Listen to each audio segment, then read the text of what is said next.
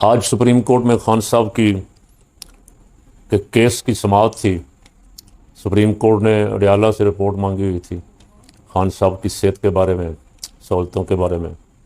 تو تقریباً اس وقت سارا میڈیا بھرا ہوا ہے اس سے کہ آج سپریم کورٹ میں رپورٹ سے یہ ثابت ہو گیا کہ خان صاحب کی طبیعت بہت زیادہ خراب ہے۔ پہلے تو آنکھ کا مسئلہ سن رہے تھے، اب سن رہے ہیں کہ بلڈ پریشر بھی اور ہارٹ کا پرابلم بھی ہے۔ اور حکمرانوں نے ضد لگائی ہوئی ہے کہ بندہ اس کو جو اس کی آئینی حقوق ہیں وہ بھی نہیں دیں گے، جو عام قیدیوں کو سہولتیں حاصل ہیں وہ بھی اس کو نہیں دیں گے۔ نتیجہ یہ ہے، شور تو کافی دیر کا پڑ رہا ہے کہ قید تنہائی میں رکھا گیا ہے، نہ اخبار، نہ ٹی وی، نہ کوئی ملاقات، حتیٰ کہ جو ملازم ہیں جیل کے ان کو بھی منع کیا ہوا ہے کہ کوئی بندہ سلام بھی نہ لے، سلام کا جواب بھی نہ دے۔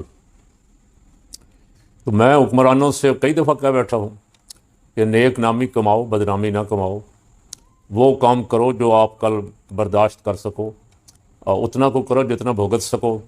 اس طرح کا ظلم اور زیادتی کسی کے ساتھ بھی روا نہیں ہے۔ دوسری بڑی خبر جو ہے وہ آج جماعت اسلامی نے دھرنا دیا ہوا ہے وزیر اعلیٰ ہاؤس کے باہر، اور کراچی میں بھی اور لاہور میں بھی، پنڈی اسلام آباد میں بھی۔ لاہور والے دھرنے میں حافظ نعیم الرحمان صاحب ہیں، مہنگائی کے خلاف دھرنا ہے۔ جماعت اسلامی کا کسی زمانے میں بہت زیادہ یہ سلسلہ تھا احتجاج کا، دھرنوں کا۔ قاضی صاحب کی زندگی میں، خاص کر کے قاضی حسین احمد صاحب کی، بہت فعال تھا یہ سلسلہ، لیکن آہستہ آہستہ جوں جوں امیر بدلتے گئے ہیں کام کچھ سلو ہوتا گیا۔ حافظ صاحب نے پھر اٹھایا ہے اسے۔ پی ٹی آئی جس بحران سے گزر رہی ہے، ان کے خلاف مقدمات بنا بنا کے ان کے بندے اٹھائے ہوئے ہیں، چادر چار دیواری کا تقدس پامال کیا ہے۔ ابھی تک سینکڑوں بندے جیلوں میں ہیں، 75 سالہ ڈاکٹر یاسمین راشد اور شاہ محمود قریشی، اعجاز چودھری جیسے لوگ، عمر سرفراز چیمہ، محمود الرشید وغیرہ، اور بہت سارے جو ذرا کو تھوڑا بہت کوشش کرتا ہے جد و جہد کرنے کی، کو بولتا ہے مہنگائی کے خلاف، حکمرانوں کی کرتوتوں کو تھوڑا آواز کوشش کرتا ہے لوگوں کے سامنے بے نقاب کیا جائے، اس کو اٹھا لیا جاتا ہے۔ جماعت اسلامی اور جے یو آئی دونوں جماعتیں ایسی ہیں جو اس وقت حکومتوں سے باہر ہیں، اور جس طرح نکلنا چاہیے تھا، جس طرح عوام پریشان ہیں، تنگ ہیں، بہت زیادہ مصیبت میں ہیں، خاص کر بجلی کے بلوں کی وجہ سے، پیٹرول کی بڑھتی ہوئی قیمتوں کی وجہ سے۔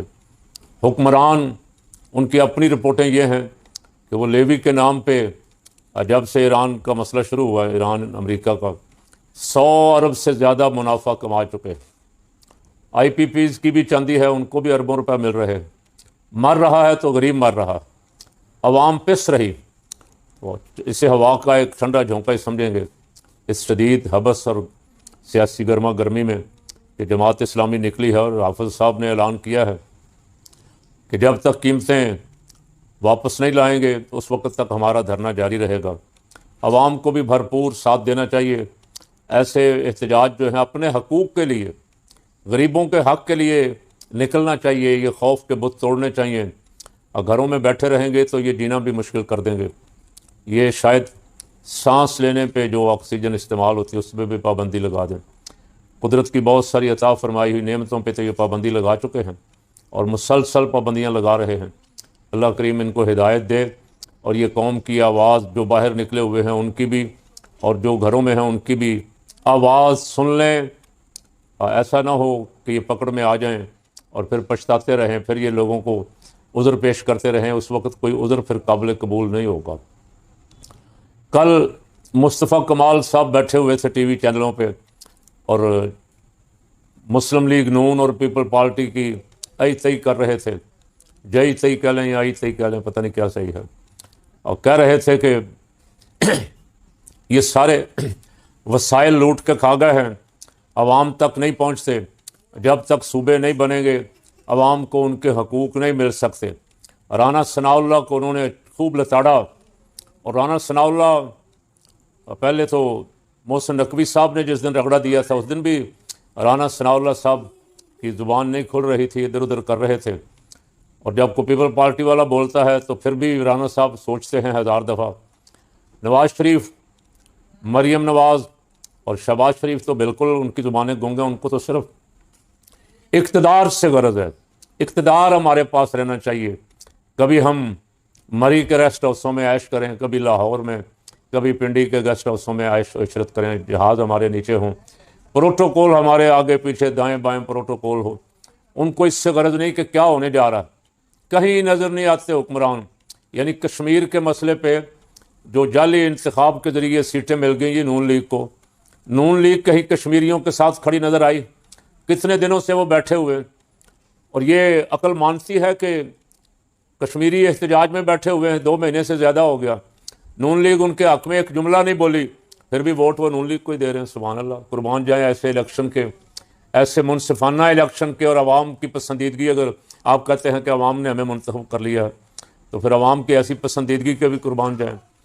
تو یہ آپس میں ٹاؤٹ لڑ رہے ہیں، لیکن پتہ دونوں طرف ہی ہے، ان کو بھی پتہ ہے ہم 47 والے ہیں، ان کو بھی پتہ ہے کہ ووٹ ہمارے ساتھ ایک بھی نہیں تھا، ہمیں سیٹیں 18-19 دلوا دی گئی ہیں، موج میلہ لگا ہوا ہے۔ جس دن منصفانہ انتخابات ہو گئے سب کی چھٹی ہو جائے گی، میرا خیال ہے شاید منہ چھپانے کی جگہ بھی ان کو نہ ملے۔ جس طرح یہ ڈٹائی کے ساتھ عوام کے ساتھ سلوک کر رہے ہیں، اللہ کریم پاکستان پہ، پاکستان کے عوام پہ خصوصاً جو غربت زدہ ہیں ان پہ رحم فرمائے اور حالات کی بہتری کا سامان پیدا فرما دے۔